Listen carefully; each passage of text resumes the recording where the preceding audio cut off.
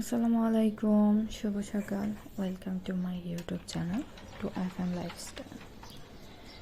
আজকে আমি সকালবেলা ঘুম থেকে উঠি বারান্দায় চলে এসেছি। বারান্দায় আমার গাছগুলো দেখতে আমার অনেক ভালো লাগে। এগুলাই আমাকে শান্তি দেয়। প্রত্যেক দিন এক দুবার হলেও আমি গাছগুলো দেখতে চলে আসি বারান্দায়। তো দেখতে দেখতে দেখলাম একটু করে রৌদ্র আসতেছে বারান্দার দিকে। তো একটু অপেক্ষা করলাম, অপেক্ষা করে দিকে একটু চলেই আসলো। তারপর আবার সাইডে দেখলাম একটা ফুল এসেছে, অপরাজিতা ফুল ফুটেছে, ওটাও দেখলাম। ফুল দেখলেই শান্তি পাই একটা। আসলে নিজের গাছে যখন আপনি ছোট একটা গাছ লাগাবেন, ওটাতে একটা ফুল ফুটলো, অনেক একটা শান্তি লাগে। আর আমার তো একটা বাজে স্বভাব, যখন গাছে ফুল ফুটে আমি একটু পর পর গিয়ে গিয়ে দেখি।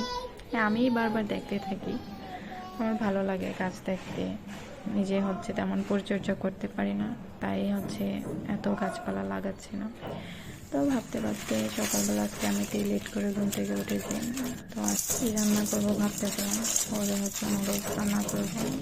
নুডলস রান্না করতে চলে আসছি। বারবার সাইড থেকে আওয়াজ আসতেছিল, এই কারণে ঠিকভাবে ভয়েস দিতে পারতেছিলাম না।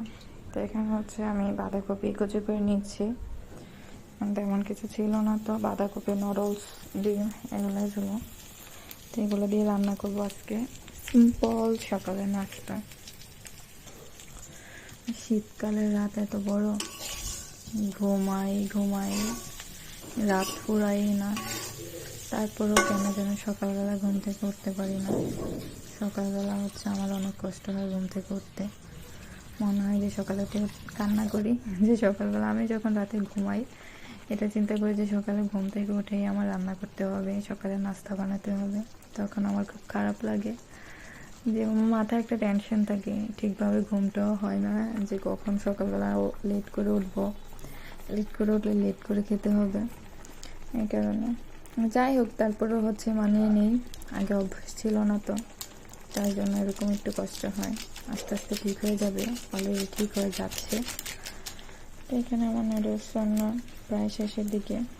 এখানে মশলা দিয়ে নিচ্ছি, ধনে পাতা দিয়ে নিলাম। পাশে দেখলাম মেয়ে খেলা করতেছে।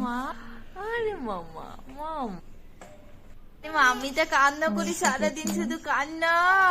দেখতে আমার নুডলস রান্না শেষ, পরিবেশনের শেষ। আজকে এটুকুই। সবাই ভালো থাকবেন, সুস্থ থাকবেন।